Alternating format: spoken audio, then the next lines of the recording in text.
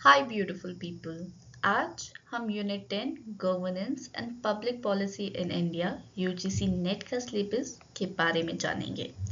तो स्टार्ट करने से पहले मैं बता देती हूँ, मैं दिव्यांशी शर्मा हूँ और मैं मास्टर पॉलिटिकल साइंस में हूँ। तो हमारा जो टॉपिक है वो है governance, good governance and democratic governance. उनका रोल क्या है, स्टेट, सिविल सोसाइटी, इंडिविजुअल, कैसे चीज़ें डेवलप हुई थी, सारी की सारी चीज़ें हम एक स्टोरी फॉर्मेशन में जानेंगे। So let's get started. सबसे पहले हम क्या जानेंगे, एवोल्यूशन कैसे हुआ था गवर्नेंस का। तो जैसे जैसे टाइम बढ़ता रहा तो evolution according to the requirement होती रही। पहले क्या था कि स्टेट सेंट्रिक गवर्नमेंट थी, लाइक जो भी स्टेट डिसीजन लेगी वही होगा एंड उसको हम गवर्नेंस बोलते थे। विद टाइम क्या हुआ, एवोल्यूशन हुआ, सिविल सोसाइटी आई, इंडिविजुअल का रोल इंक्रीज हुआ। तो उस स्टोरी के बारे में जानेंगे। तो हम फाइनल एसेंस में क्या पहुंचेंगे कि जो गवर्नेंस है वो इवॉल्व हुआ था from control to collaboration, from bureaucratic rule to people's participation and from paper based to digital democracy. ठीक है, तो चलो अब स्टोरी को स्टार्ट करते हैं। तो जो स्टोरी है वो स्टार्ट कहाँ से होती है, ट्रेडिशनल समय से, ट्रेडिशनल गवर्नेंस। तो ये स्टोरी स्टार्ट हुई थी 1947 से 1980s में। तो उस टाइम क्या हुआ था कि जो गवर्नमेंट है वो ही अथॉरिटेटिव था, उन्हीं का कंट्रोल था एंड उसी को हम गवर्नेंस बोलते थे।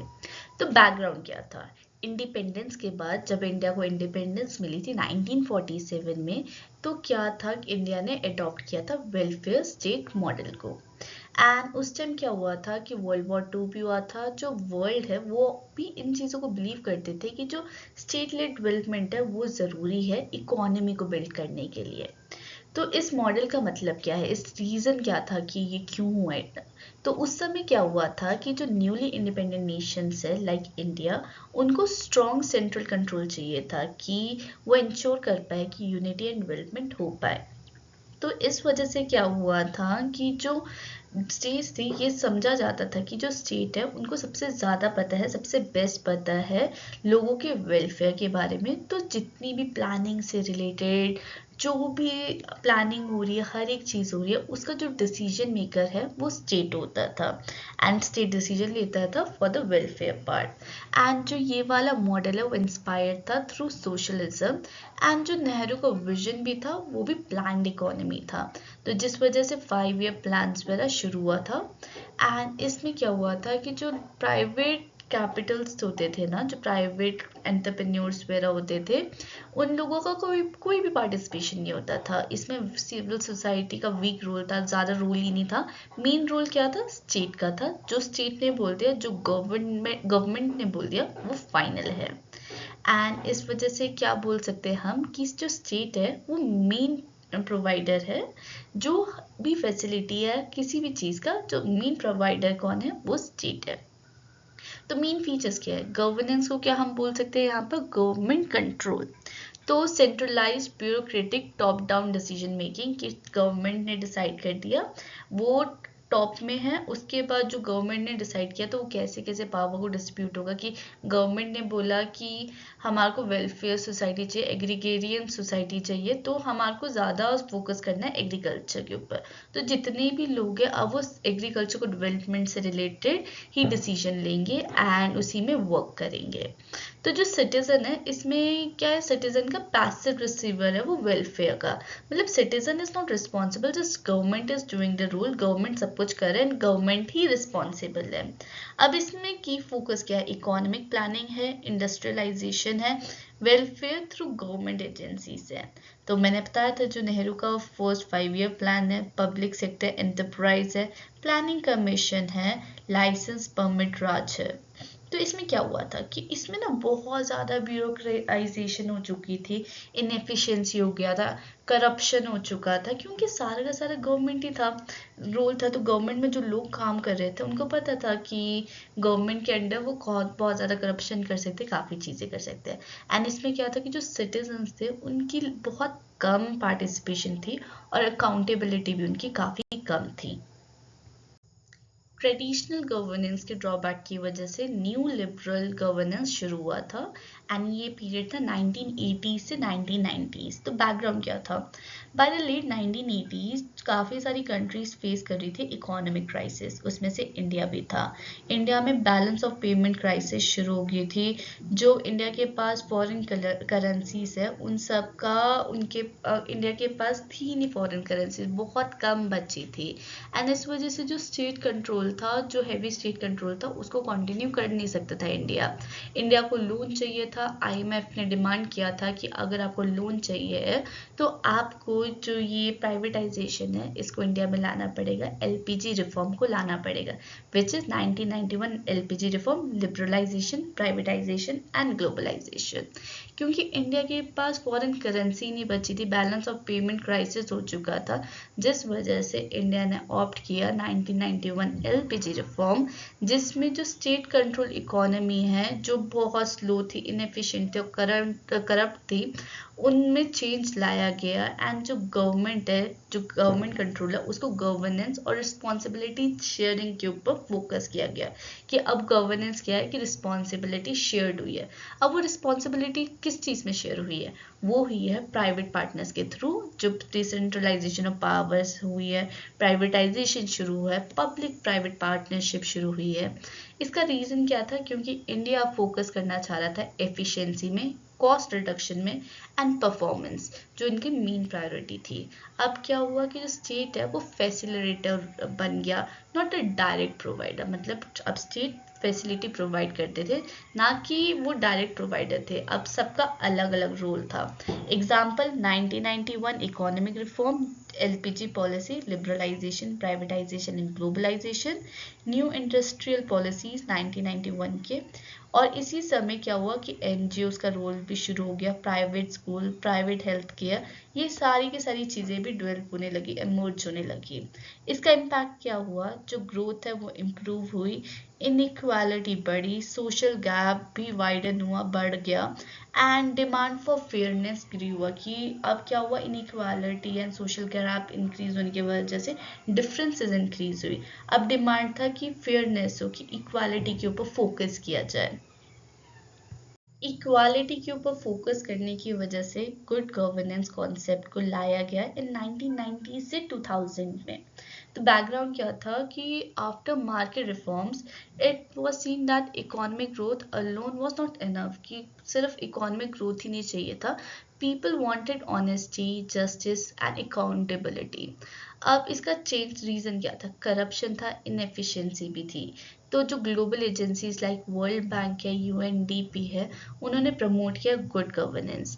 कि गुड गवर्नेंस को उन्होंने बोला कि इट इज़ अ की टू डेवलपमेंट। जो सिटीजन्स है उन्होंने डिमांड किया कि ट्रांसपेरेंसी होनी चाहिए एंड राइट्स के ऊपर फोकस किया गया। अब जो मेन आइडिया है, it was not just governance, it was good governance. और फीचर्स क्या थे कि रूल ऑफ लॉ हो, ट्रांसपेरेंसी हो, अकाउंटेबिलिटी हो, एफिशिएंसी हो, पार्टिसिपेशन हो सिटीजन्स का, सिविल सोसाइटी का पार्टिसिपेशन हो एंड ह्यूमन सेंट्रेड डेवलपमेंट हो। Example, right to information act 2005 में इंडिया में लाया था, सिटीजन चार्टर, लोकपाल बिल। जो लोकपाल बिल, लोक आयोग बिल काय के लिए कि करप्शन चेक किया जाए in the centre and state, right. And फिर सोशल ऑडिट किया गया, ई गवर्नेंस एंड ऑल। इसका इम्पैक्ट क्या हुआ कि जो शिफ्ट हुआ from government efficiency to value based administration, मतलब अब सिर्फ पावर ही डिस्ट्रीब्यूट नहीं हो रही थी, अब जो एडमिनिस्ट्रेशन है उसकी एफिशिएंसी के ऊपर भी फोकस किया गया था। And transparency was the main concept here, कि ट्रांसपेरेंसी हो। लोग इस समय जागरूक हो गए थे, तो राइट टू इंफॉर्मेशन एक्ट लाया गया था कि लोगों को पता चले कि गवर्नेंस किस तरह से हो रही है, करप्शन कहाँ हो रहा है, करप्शन होने को रोकने के लिए लोगों के पास पावर होनी चाहिए। तो वो power right to information act के थ्रू लोगों को दी गई। लोगों के पास, सिटीजन्स के पास पावर्स होनी चाहिए, इस इम्पोर्टेंस को जानने की वजह से न्यू रिफॉर्म आया जो था डेमोक्रेटिक गवर्नेंस। वो था 2000 से लेकर अभी तक हमारी क्या है, डेमोक्रेटिक गवर्नेंस। तो बैकग्राउंड क्या था कि आफ्टर डिकेड्स की सेंट्रलाइज प्लानिंग हो रही थी, स्टेट कंट्रोल था, धीरे धीरे क्या हुआ, एनजीओज का रोल, सिविल सोसाइटी का रोल शुरू हुआ। तो तो ये रियलाइजेशन हुई कि जो ट्रू डेवलपमेंट है वो हैपन तभी हो सकती है, ये चीज़ तभी पॉसिबल है जब पीपल है वो पार्टिसिपेट करें। तो ग्लोबल शिफ्ट क्या हुआ? पार्टिसिपेटरी डेमोक्रेसी के through, human right based approach की लोग हैं वो जागरूक हो, वो पार्टिसिपेट करें डेमोक्रेसी में, और जो ह्यूमन राइट है उसके ऊपर फोकस किया जाए, ऐसा ना हो कि डिस्क्रिमिनेशन हो एंड ऑल। अब यहाँ पे इक्वालिटी नहीं, इक्विटी के ऊपर फोकस किया जा रहा था। अब रीज़न क्या था? क्योंकि टॉप डाउन प्लानिंग इग्नोर करती थी लोकल नीड्स को, कि लोकल की क्या नीड्स है वो सेंटर्स को क्या पता, वो तो लोकल लोगों को पता है ना। तो लोकल लोगों के पास पावर होनी चाहिए। जो ग्रोथ थी वो इंक्लूजन थी, led to inequality. Like growth में क्या था, जो पावरफुल लोग थे वो ग्रो हुए जा रहे थे एंड पॉवर्टी इंक्रीज हो रही थी, जो गैप था वो इंक्रीज हो रहा था। जो पीपल है उनको वॉइस चाहिए थी, पार्टिसिपेशन चाहिए थी, अकाउंटेबिलिटी चाहिए थी। तो जिस वजह से क्या हुआ, जो गवर्नेंस है ये जाना गया मेन आइडिया कि जो गवर्नेंस है should be by the people, for the people and with the people, कि जो लोग हैं उसी के अराउंड गवर्नेंस होनी चाहिए, क्योंकि ये बाय द पीपल होना चाहिए। किसके लिए governance? For the people. And ये कौन कर सकते हैं? ये लोग कर सकते हैं, विद द पीपल। फीचर्स क्या है? Decentralisation of power, local governance शुरू हुआ, पंचायती राज, ये म्यूनिसिपैलिटी, ये चीज़ें 73rd and 74th constitutional amendment के थ्रू लाया गया, right. Empowerment of marginalised groups, SC/ST minorities को रिजर्वेशन वगैरह इनके ऊपर फोकस किया गया। जिनको नीड्स थी रिजर्वेशन की, लाइक इकोनॉमिक वीकर सेक्शंस, उनको रिफॉर्म्स अमेंडमेंट के थ्रू रिजर्वेशन इक्विटी के ऊपर फोकस लाया गया। ह्यूमन राइट्स, सोशल जस्टिस, उनके ऊपर फोकस किया गया। जो पार्टनरशिप थी between state, market and civil society, उसको इंक्रीज किया गया। Example 73rd and 74th constitutional amendment, जिसमें panchayati raj and urban local bodies को बनाया गया। ग्राम सभा, सोशल ऑडिट्स, मनरेगा, बेटी बचाओ बेटी पढ़ाओ, ये चीज़ों के ऊपर ज़्यादा फोकस किया गया। मनरेगा में क्या था कि 100 डेज एम्प्लॉयमेंट थी, लोगों को बेसिकली फाइनेंशियली भी उनको स्ट्रॉन्ग करने की कोशिश थी। उस टाइम क्या हो रहा था कि लड़कियों को मारा जा रहा था, तो इसलिए क्या कॉन्सेप्ट लाया गया? बेटी बचाओ बेटी पढ़ाओ। तो गवर्नेंस बेसिकली वेलफेयर के ऊपर फोकस करने लगी, इक्विटी के ऊपर फोकस करने लगी। अब इससे क्या हुआ? इम्पैक्ट हुआ, स्ट्रेंथन हुई ग्रास रूट डेमोक्रेसी, एंड जो लोगों की पार्टिसिपेशन है, सिटीजन पार्टिसिपेशन, वो भी इंक्रीज हुआ। विद टाइम टेक्नोलॉजी इंक्रीज हुई। इंक्रीज टेक्नोलॉजी की वजह से नीड हुई कि जो गवर्नेंस है वहाँ पर भी रिफॉर्म लाना ज़रूरी है। ई गवर्नेंस, डिजिटल गवर्नेंस, इसके ऊपर फोकस किया गया। ये पीरियड था 2010 से लेकर अभी तक। जैसे हमने डिजिटल इंडिया के बारे में देखा है, माई गवर्नमेंट, आधार, हमारी जो जितनी भी गवर्नेंस चीज़ है, हमको कुछ भी चेक करना है, हम सब कुछ ऑनलाइन चेक कर सकते हैं। तो advancement of technology like internet facility, smartphone, ये इन सारी की सारी कोविड की वजह से हर घर पे स्मार्टफोन है। अब जो भी है ट्रांसपेरेंसी है, साथ में टेक्नोलॉजी, इंटरनेट की वजह से सारे लोग जागरूक हो पा रहे हैं, राइट। तो need for faster, transparent and accessible service ज़रूरी थी। डिजिटल टूल्स की वजह से क्या हुआ? करप्शन कम होने लगा। जो सिटीजन्स है वो डिजिटल पार्टिसिपेट करने लगे, घर से पार्टिसिपेट करने लगे। कुछ भी प्रॉब्लम है, कुछ भी करप्शन का केस है, तो वो ऑनलाइन रजिस्टर करने लगे। एंड इस वजह से जो गवर्नेंस है, ई गवर्नेंस है, डिजिटल गवर्नेंस है, उसने जो करप्शन है उसको कम किया। टेक्नोलॉजी का यूज़ की वजह से ट्रांसपेरेंसी इंक्रीज हुई, स्पीड इंक्रीज हुई, एंड जो सिटीजन है उनके लिए कन्वीनियंस ज़्यादा हो पाया। Features like online services, digital communication, paperless governance, real time monitoring, feedback, आप फीडबैक दे सकते हो, citizen centric and smart administration के ऊपर फोकस किया गया। Example digital India, my government, Aadhaar, ये सारे के सारे। इसका इम्पैक्ट क्या हुआ? गवर्नेंस ज़्यादा इम्पोर्टेंट हुआ, एफिशिएंट भी हुआ और पार्टिसिपेटरी भी हुआ। लोगों का पार्टिसिपेशन ज़्यादा इजी, एफिशिएंट और कन्वीनियंट हुआ। चलो अब एक समरी बेसिस में जितना हमने पढ़ा है उसको जानते हैं। तो बेसिकली ट्रेडिशनल फेज 1947 से 1980s के बीच हुआ एंड इस टाइम क्या था कि नेशन बिल्डिंग थी, जो इकोनॉमी था उसको डेवलप करना मेन फोकस था। तो central planning was the state, कि स्टेट सब कुछ प्लान करते थे एंड उसको एग्जीक्यूट सारी पावर्स किसके पास थी, स्टेट के पास थी। फिर उसके बाद धीरे धीरे पता चला कि नहीं भाई थोड़ा सा लिबरल होना ज़रूरी था, तो न्यू लिबरल फेसेस आए। क्योंकि क्या हुआ कि हमारे पास फॉरेन करेंसीज बहुत कम बची थी, इकोनॉमिक क्राइसिस शुरू हो चुका था, तो एलपीजी रिफॉर्म्स आए। एलपीजी रिफॉर्म्स मतलब 1991 में LPG reforms, liberalisation, privatisation and globalisation, जिसमें जो स्टेट है और जो प्राइवेट प्रॉपर्टीज है, जो प्राइवेट पार्टनर्स है, मार्केट है, वो लोग इकट्ठे आके चीज़ों को रिफॉर्म लाने में कोशिश करने लगे, लाइक पब्लिक प्राइवेट पार्टनरशिप, ये चीज़ें ज़्यादा इसके ऊपर फोकस होने लगा। फिर उसके बाद क्या आया कि लिबरलाइजेशन, प्राइवेटाइजेशन एंड ग्लोबलाइजेशन की वजह से जो गैप है बिटवीन रिच एंड पुअर वो बहुत ज़्यादा इंक्रीज होने लगा। तो डिमांड क्या शुरू हुई कि इक्वालिटी की, तो जिस वजह से कॉन्सेप्ट आया गुड गवर्नेंस का 1990 से 2000 में। एंड इस दौरान क्या था कि जो करप्शन था वो बहुत ज़्यादा होने लगा था एंड इस वजह से जो लोग थे वो डिमांड करने लगे थे ट्रांसपेरेंसी के लिए, अकाउंटेबिलिटी के लिए, एंड जिस वजह से राइट टू इंफॉर्मेशन एक्ट लाया गया। फिर उसके बाद क्या हुआ कि जो डेमोक्रेटिक गवर्नेंस के ऊपर मोर फोकस होने लगा, कि सिटीजन्स के पास पावर होनी चाहिए, उसके ऊपर फोकस होने लगा। क्योंकि सिटीजन के पावर के बारे में लोग जागरूक हुए, लोगों को पता चला कि अगर हमको करप्शन कम करना है, मोर एफिशिएंसी लानी है, अकाउंटेबिलिटी लानी है, ज़्यादा काम करवाना है, तो सिटीजन्स के पास पावर होनी चाहिए। तो डिमांड हुआ कि जो लोग हैं, सिटीजन्स हैं, उनकी पार्टिसिपेशन को इंक्रीज किया जाए, जो पावर्स है उसको डिसेंट्रलाइज किया जाए। क्योंकि क्या हो रहा था कि जो मेन लोग थे, विलेज लोग थे, उनकी प्रॉब्लम्स वो लोग ही जानते थे, ना कि जो सेंटर है वो प्रॉब्लम्स को अच्छे से सॉर्ट आउट कर पाते। तो जिस वजह से पंचायती राज 73rd एंड 74th अमेंडमेंट लाया गया था एंड पंचायती राज को लाया गया था। एंड फिर उसके बाद विद टाइम टेक्नोलॉजी इंक्रीज हुई। कोविड टाइम में क्या हुआ कि सब घर पे फ़ोन आ गए थे, तो जिस वजह से जो गवर्नमेंट है उसमें भी रिफॉर्म लाने की ज़रूरत थी। तो ई गवर्नेंस कॉन्सेप्ट को लाया गया था, जिसमें स्मार्ट गवर्नेंस के ऊपर फोकस किया गया था। जैसे जितनी भी हमारी चीज़ें हैं हम ऑनलाइन कर पाए, हम करप्शन हो रहा है हम ऑनलाइन कंप्लेंट रजिस्टर कर पाए, तो मेन फोकस हुआ फिर डिजिटल इंडिया के ऊपर। अब एक सिंपल वे में इन टर्म्स को जानते हैं। गवर्नमेंट मतलब कि स्टेट रूल, कि स्टेट ही सब कुछ डिसाइड कर रहा है, हर एक चीज़ स्टेट के पास सिर्फ पावर है और किसी के पास नहीं है। Governance means state, market, civil society की रिस्पॉन्सिबिलिटी है। मतलब अब रिस्पॉन्सिबिलिटी, पावर को डिसेंट्रलाइज किया गया। इसमें क्या हुआ कि जो बेसिकली प्राइवेट पार्टनर्स है, सिविल सोसाइटीज़ है, उनके साथ भी जो रिस्पॉन्सिबिलिटी है उनको शेयर किया गया।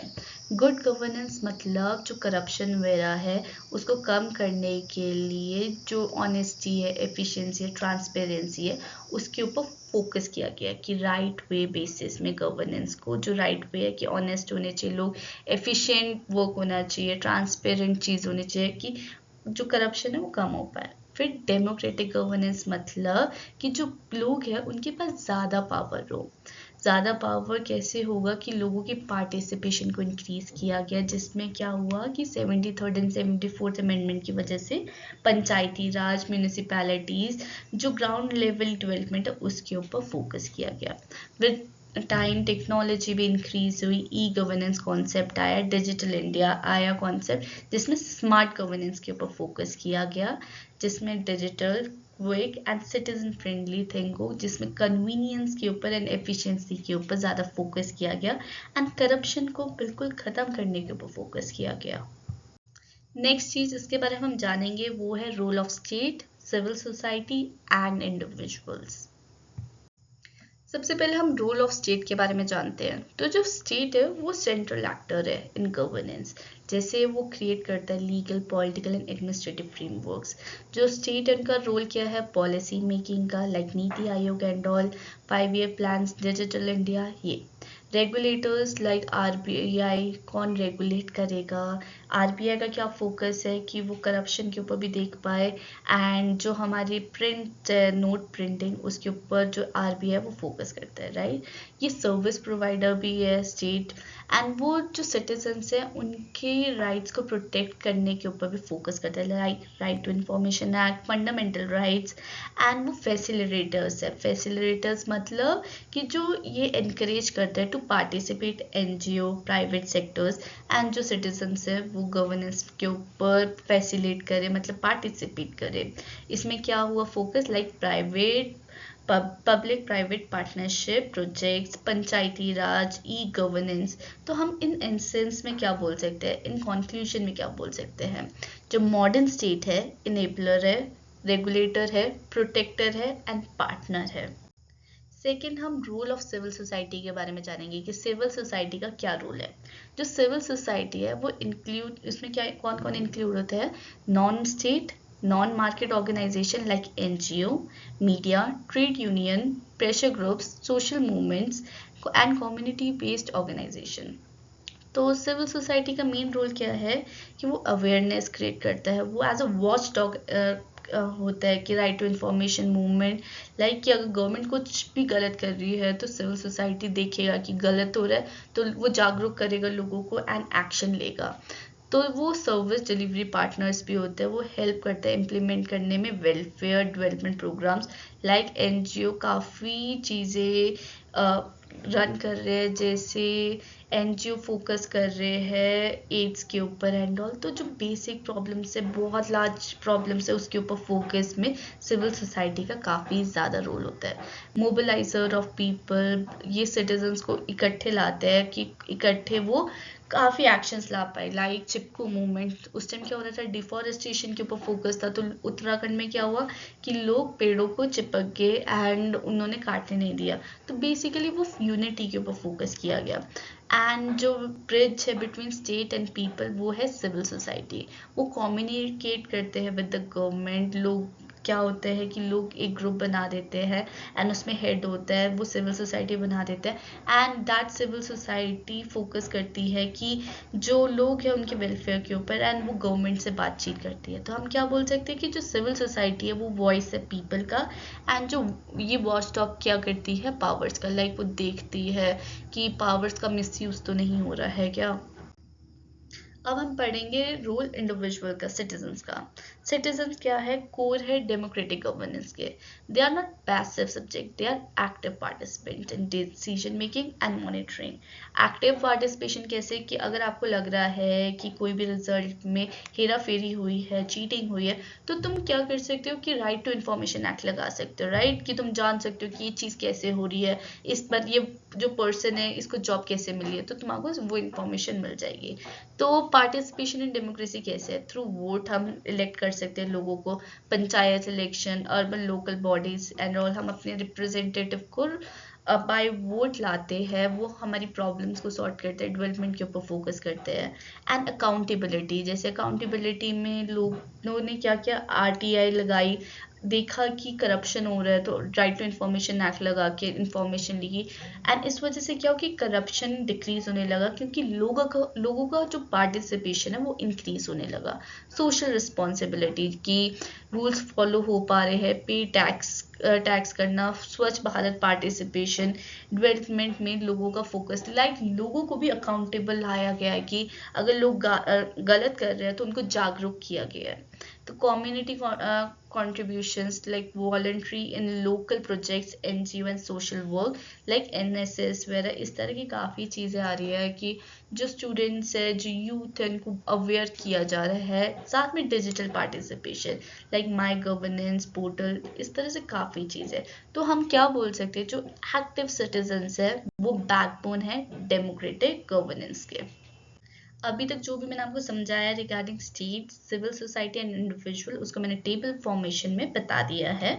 एंड इसी के साथ हम क्या बोल सकते हैं, जो स्टेट्स है वो रूल्स बनाते हैं, ये सर्विसेज को प्रोवाइड करते हैं। सिविल सोसाइटी क्या है, वो लोगों को इकट्ठा यूनाइट करती है एंड वो एक वॉच डॉग की तरह वर्क करती है, वो आई रखती है, वो देखती है कि गवर्नमेंट सही से वर्क कर रही है या नहीं, करप्शन तो नहीं हो रहा है। एंड जो इंडिविजुअल है वो पार्टिसिपेट करते हैं, फीडबैक दे पाते हैं, एंड उनको अकाउंटेबल बनाया गया अब सिटीजन्स को कि अगर कुछ गलत हो रहा है तो सिटीजन्स आर ऑल्सो अकाउंटेबल, कि वो जागरूक सिटीजन्स को किया जा रहा है। अगर बेसिकली बहुत ज़्यादा पोल्यूशन हो रहा है या लोग लिटर कर रहे हैं तो स्वच्छ भारत अभियान के थ्रू सिटीजन्स को अकाउंटेबल किया जा रहा है कि नहीं, हमारे को सिविल सेंस होनी चाहिए। एंड यही जो 3 फैक्टर्स है, इसी वजह से democratic governance fair, open, people based and responsible system बनता है। इसी के साथ जो हमारा पूरा टॉपिक है वो कंप्लीट होता है। If you like the video, don't forget to like, share and subscribe. See you in the next video. Till then, bye, take care.